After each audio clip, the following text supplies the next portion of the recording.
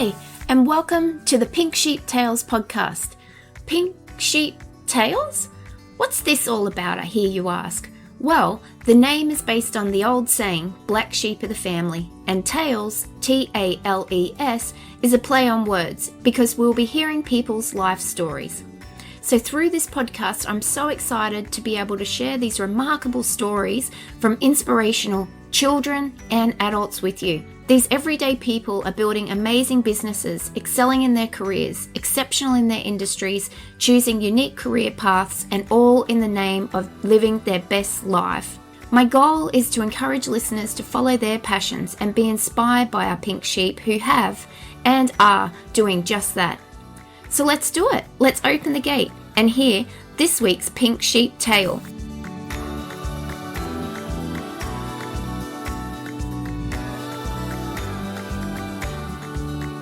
Hi everyone, welcome to this week's episode of Pink Sheep Tales. I hope everyone's had a really great week. I know my guest has had an amazing week, one of the probably best of her life.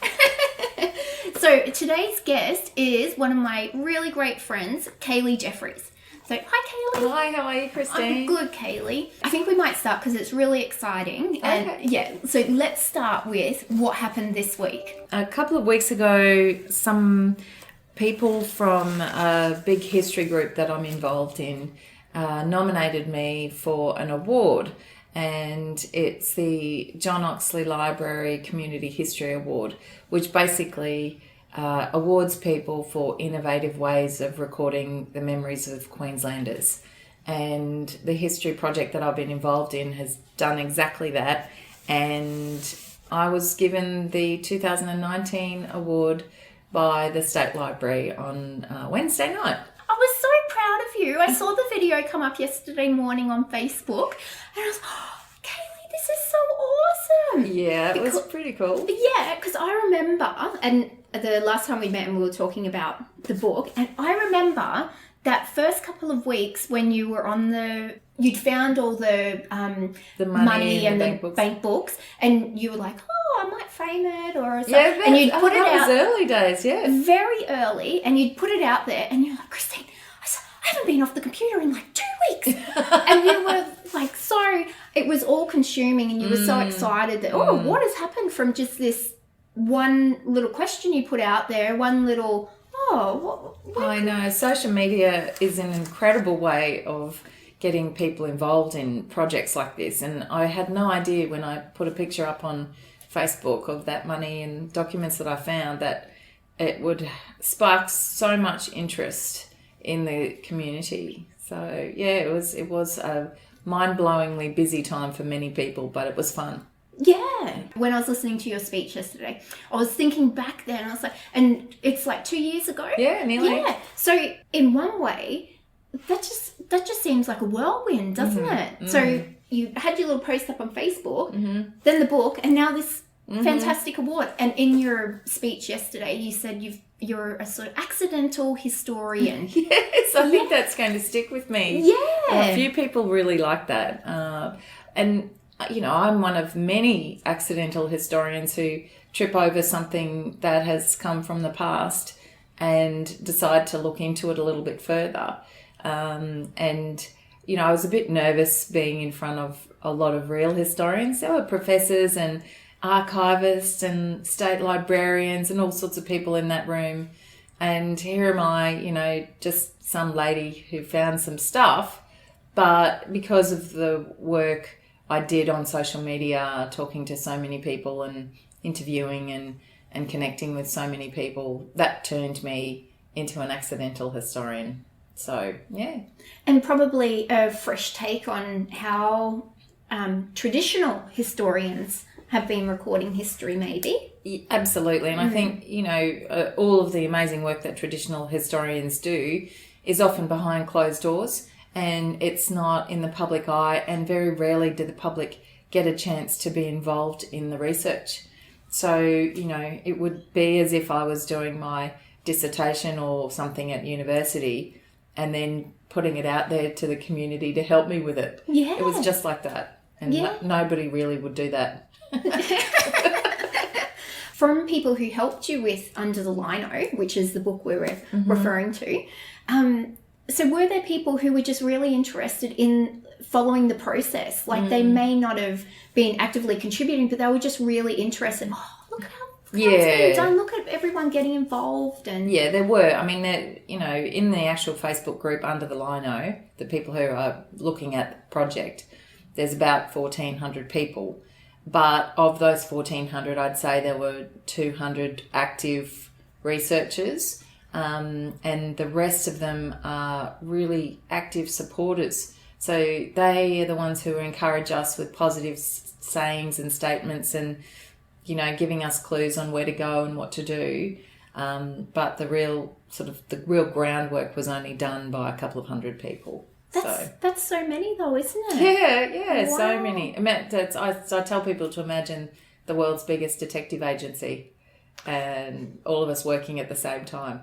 That's a great analogy. Awesome. And I like in your speech yesterday too that you said that everyone was up there with you. You were accepting it for everybody. Absolutely. Yeah. And that's important to recognise that, if it hadn't been for the community, I would have just framed all of those documents and they'd be sitting on the wall in the house and they would look terrific and I would probably think about them every time I walk past them, but wouldn't have had the courage to continue with the whole research journey without those people holding my hand and telling me what to do. I didn't know what I was doing.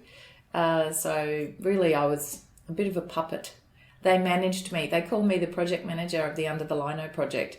But I think I was managed by the community. Oh. In a nice way. Yeah. And definitely in a nice way. Because I remember it would have been early on as well. You said, okay, I have to take a break. I'm taking a break. I think it was a weekend. You took, and everyone, I noticed everyone posting, yes, you need a break. Enjoy your weekend, Caylie. Do not get back onto the computer. Yeah, that's right. Take this time because it was, but that happens when you've got a passion or something's really taking your interest and you just want to keep going. Absolutely. And time gets away from you and before you know it, I haven't slept in days. Oh, that's what's going on. And I think what was really funny is that people were noticing that I was flagging and I didn't realise.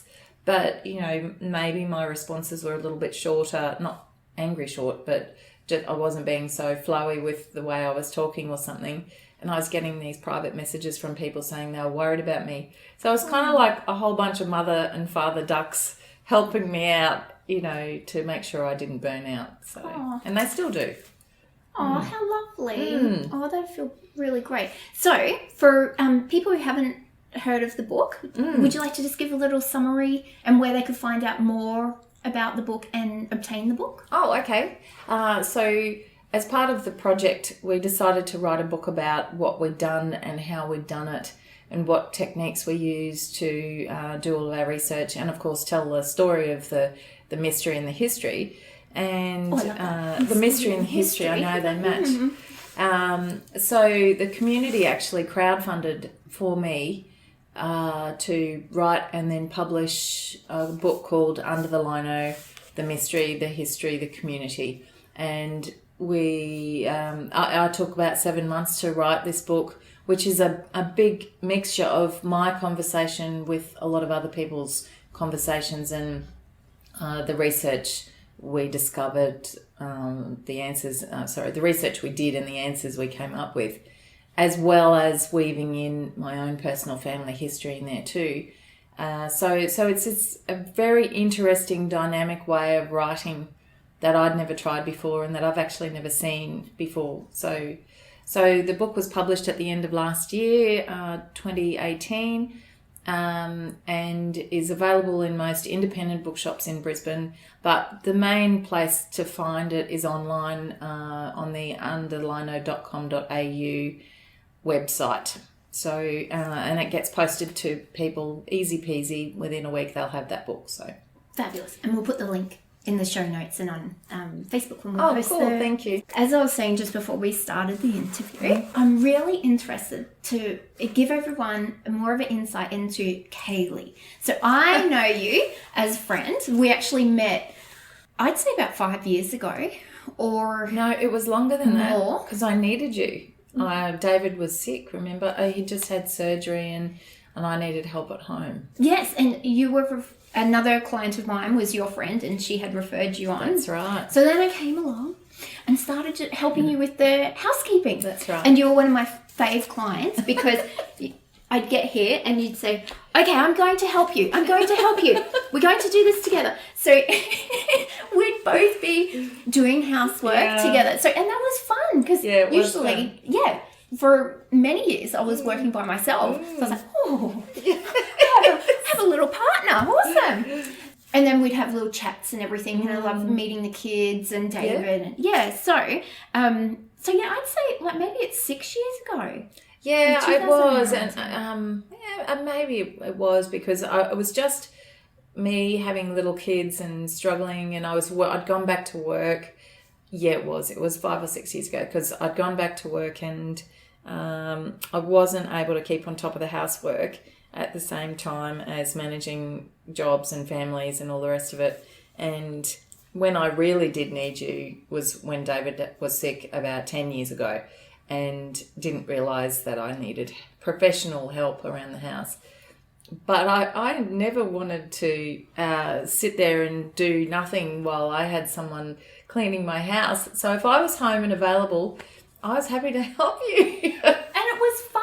It was great. It was fun. And a lot of the times, some people think, oh, I've got to run out, Christine's here. But I enjoy having people home when I'm home, and like, you have a little chat at the end. Oh, it's lovely. And you can ask each other things. Yeah, so that's how we met. And then had you written...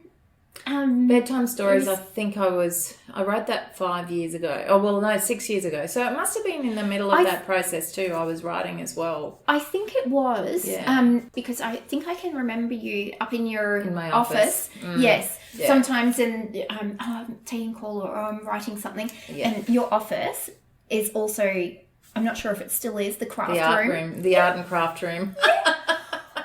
I loved it. I used to walk in there and be like, look what these kids are doing. Well, don't look at it. You're not allowed in there today because it's a mess. But it just means they're being creative. Well, they are very creative with all of my stuff and their stuff and so on. But it's great to have an area in the house that everyone can call their messy space, that they can go and throw paint around and do craft and so on. The only issue we have here is that no one likes to clean up after themselves. But that's artistic people sometimes, isn't it? Previous to us meeting, if we could go back in time... We call it BC, before Christine. Love it. Better write that down. So in your speech yesterday, again, you had said that receiving that award was like having a pat on the back from the most important person in your life, and you were referring to the library. So when you were younger, you loved the library. So could we just get a glimpse into younger Caylie and how you found school, and did you always sort of hang out at the library? Did you find comfort in the library? Yeah, I think I was a really lonely child, and for no other reason. But until I was about 6, I was an only child. My brother was born then. So for my early childhood, I was very alone, and Mum and Dad worked very hard in their business and so on. We didn't have play dates like people have today, and we didn't live anywhere near any other children. So, I spent a lot of time on my own. And so I was introduced to libraries very early, and books became my best friends. Or they became the path to my best friends, because it was the character in each of the books that I, read and loved. The main character was often somebody who became very close to me. And to this day, I have happy memories about diving into Little Women or the Little House on the Prairie books, or even Enid Blyton stories, where I just felt like I was part of a gang of children, even though I was living alone. I have a lovely family, great people in my family, but I was in the in-between generation. So libraries and librarians became a safe place for me to be, and they provided me with a social and intellectual stimulation that I wasn't getting outside of those four walls. Did you get the inspiration to be a writer back then? I think I must have. So one of my favourite characters in any story was Jo March out of Little Women, and she was a writer. So she, all of her angst, all of her troubles, she would put into her writing. And when I was about 8, my mum and dad separated, and my grandmother gave me a diary, and she said to write down things in the diary that I might not be able to say out loud. And so I started doing journals and diaries from when I was really young. And I did a lot of letter writing. I wrote to relatives and so on overseas. So all of the feelings that I might not be able to verbalise went down on paper. So, I was in touch with my true self more through the written word than I was ever in the spoken word. Oh, that's really interesting. Could you give a little bit of your family history? So when you're saying you're writing to family overseas? Oh, okay. Yeah. Well, we are immigrants to Australia. My mum is English from the north of England, and so my grandmother lived in Newcastle, and my dad is from India, and he and mum met overseas, and they came to Australia in the early 1970s. And I used to write to my grandfather in India, my grandmother in England. I had aunts and uncles in Sydney and Melbourne and England as well. At first it was duty that I had to do these letters to talk to them, but then they would write back to me, and I learned the art of conversation through letter writing. Someone writes to you, you respond to them talking about all the things they've written about, and then you tell them about your life, and then it keeps going back and forth. It's a wonderful way to converse. Yeah, and I remember I had a best friend at school from year 8 to year 12, and although we'd be in class all day together, at lunch all day together, talking constantly, when we'd get home, 4 o'clock, we'd call each other, talk, and then we'd write letters to each other. I don't know what, well, I do because I've kept these letters, but we would just talk, but it's such a personal memento of Absolutely. Those times, and then how we were describing things to each other. Like now, how we email or Facebook each other. Sometimes they can be quite short or not overly descriptive because it's such a quick. It's boom, boom, boom, boom, boom. Absolutely. Whereas with a letter, there's like that time to really write it, and then it's off, and then they've read it and they're processing it, and you're thinking, oh, what are they going to think about that? Yeah. What are they going to write back? The anticipation was actually part of the excitement. We never used to have things immediate gratification. We didn't have that. Yeah. So we had to learn to wait, and the knowing that your birthday was coming up and that there would be birthday money coming in cards from overseas, pound notes that you would get to go to the bank and transfer into dollars, wondering how many dollars you'd be getting, and then a lovely letter from your grandmother or to go with it. And they are so precious now. I've got all the emails I've ever had, but I don't go back and read them. But I will sit down on the floor for 4 hours at a time and read through all of those childhood letters. And we did the same. My friends and I used to write to each other as well. And if they ever pass away, it's gold to have that. Yeah.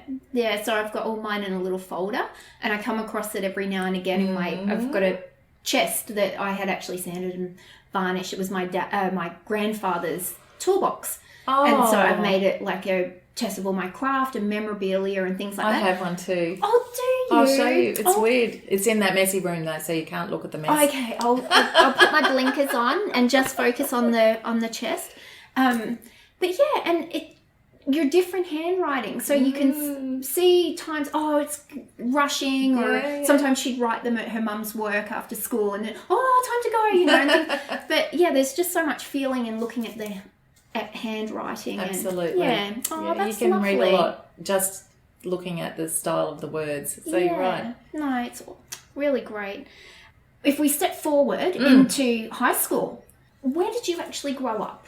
Oh, I grew up in Brisbane, all over Brisbane at times, because I sort of lived in a few different suburbs with mum and dad.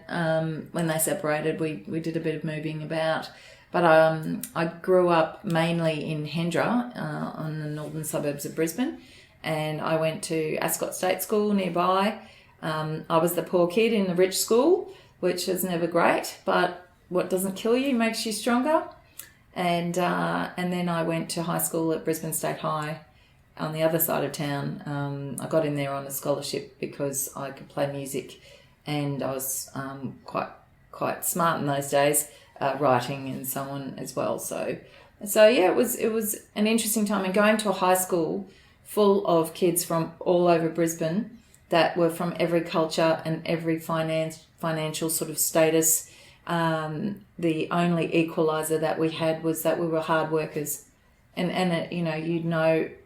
when I meet other kids from that year, from that school, we all have the same ethos, I guess, that we had done a lot of work to get where we were, and that's never stopped us. We've been exactly the same ever since. So.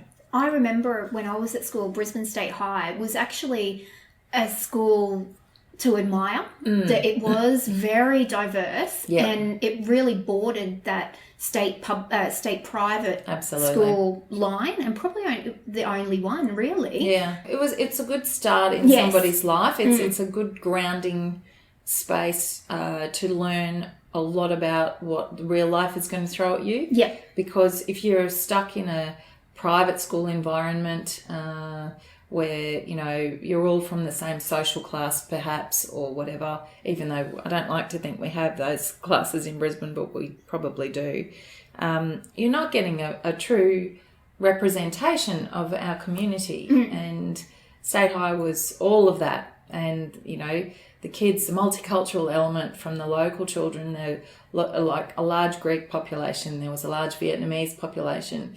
And so, you would get a really diverse sense of multiculturalism. Yeah.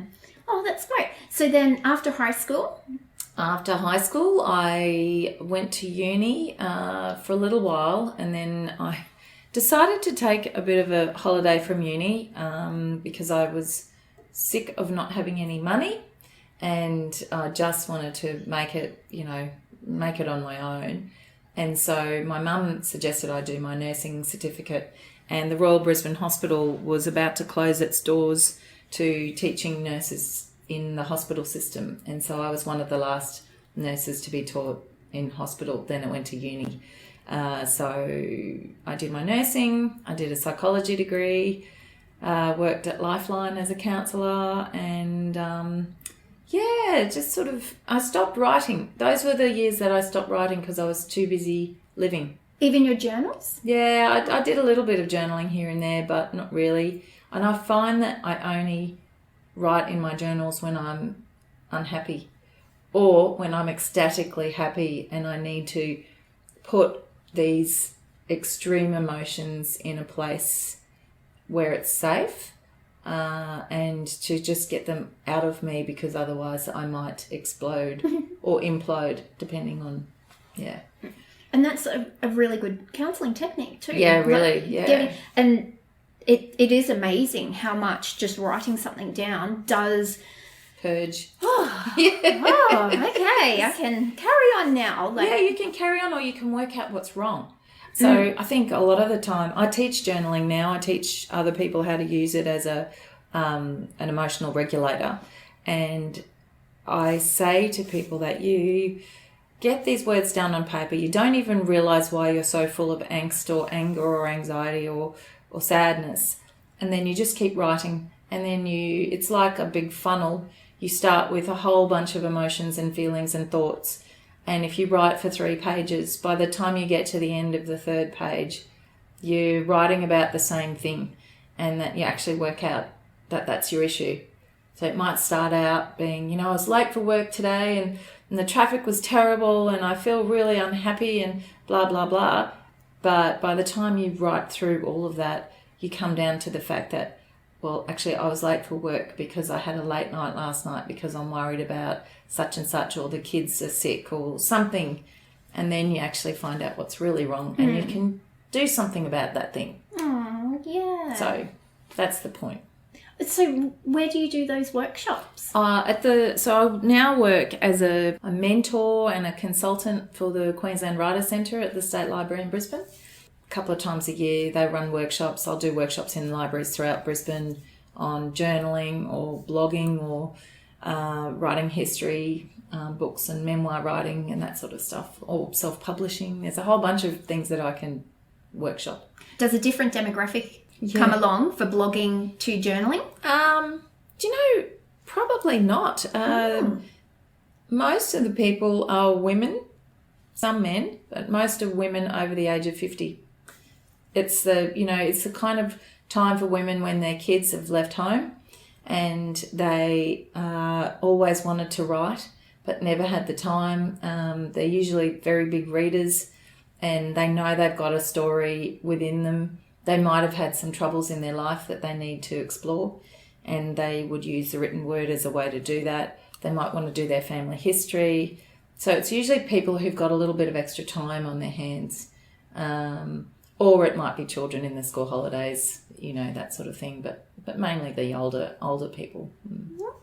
And do they grab it? So what I was thinking, I bet younger people come for blogging because it's more technical online, and for journaling, I could see my mum at the journaling. So absolutely. I don't know if I told you, but my mum, she's over in Spain at the moment.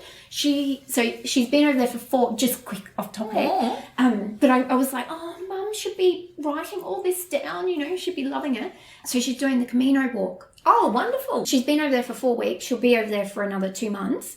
And she's really, we've forced her to get onto Facebook and really update on there. And is she? She is, and she's being very good at it. We're very proud of her. But the description she's putting with each album post, it's like, I can just see because Mum... She should be writing. Yeah. So ever since she's retired, with my looking after Dad, she was very much writing down every day what was happening. So there are many, many books at home with Mum's daily activities in it. So I thought, I hope she's writing more than what she's putting on Facebook because... Like a travel journal. Yeah, she would really benefit from a workshop like that to hone her little skills and I think meeting other like-minded people too, because she does very much like to record everything. And I think that's important to realise that there is a method in the madness of journaling. You can just write, I did this today and I went to the shops and I bought these things. Which is usually how most children start their diary process. But then you actually realise that there's a lot of wasted paper in those kinds of exercises. And that's helpful if you like doing lists. So lists are a form of journaling as well. But if you're writing an emotional journal, then you've got to get rid of all of that daily fluff and just, jump in straight from the heart. Or if you're writing a travel journal, describe the area, the food, the culture, the people. An art journal, the colours, the designs, the styles. So whatever the journal is that you're writing, focus particularly on one area. And that's actually really interesting. I'd never thought of different sorts of journals. There's loads. People have photographic journals. They use blogging as a sort of form of journaling. They will take photographs and then write poems next to the photographs, or they'll do scrapbooking. That's another form of, recording information in a positive way. Travel journals, food journals. Every time somebody eats a meal or discovers a new food, they want to write about it. Is that called Instagram? No. Yeah, but Instagram is a way of journaling. It's funny. It's the modern way of journaling. So is Facebook. I use Facebook. I guess I say I don't write anymore, but I'm always writing. I'll write blog posts. I'll write Facebook posts, pop pictures up on Instagram. All of this is a way of recording moments in time so that they're not forgotten. And God forbid the internet ever breaks down because so much will be lost. Exactly. I was just thinking, actually, wouldn't it be great if there was a service at the end of each year. You could have a little printed version of your Facebook. Of what you've done. Here's my Facebook. I do actually think they do have that service. There is an app where I can't think of what it is at the moment, but I know there's an app that will put together a photo album of, you know, your last 3 months or something, all the pictures you've posted. So it might link into your Facebook account and download that sort of stuff. Wouldn't that be great?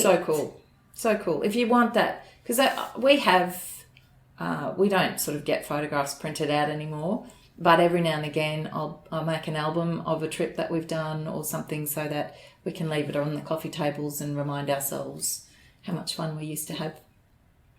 Yeah. I love that those photo book ideas where you can just upload all your photos and then it's put into a nice hardcover book. Yeah. I think that's awesome. It's great. Yeah. It's great. But it would be good to do that with Facebook posts. It would be, wouldn't it? Yeah, because it's so easy sometimes to upload onto Facebook whatever you're doing. Okay, I've got to talk to Mr. Facebook. You go talk to Mark Zuckerberg. Get them make an app. He'll be onto that.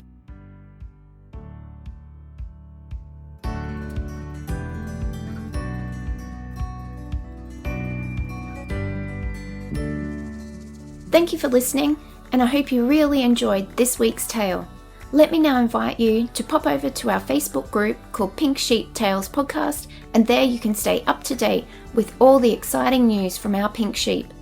You can also find myself at OCD, Organising, Cleaning and Decluttering Specialists on Facebook or on my website ocdpro.com.au. Well, I'll catch you back here next week. Until then, enjoy yourself.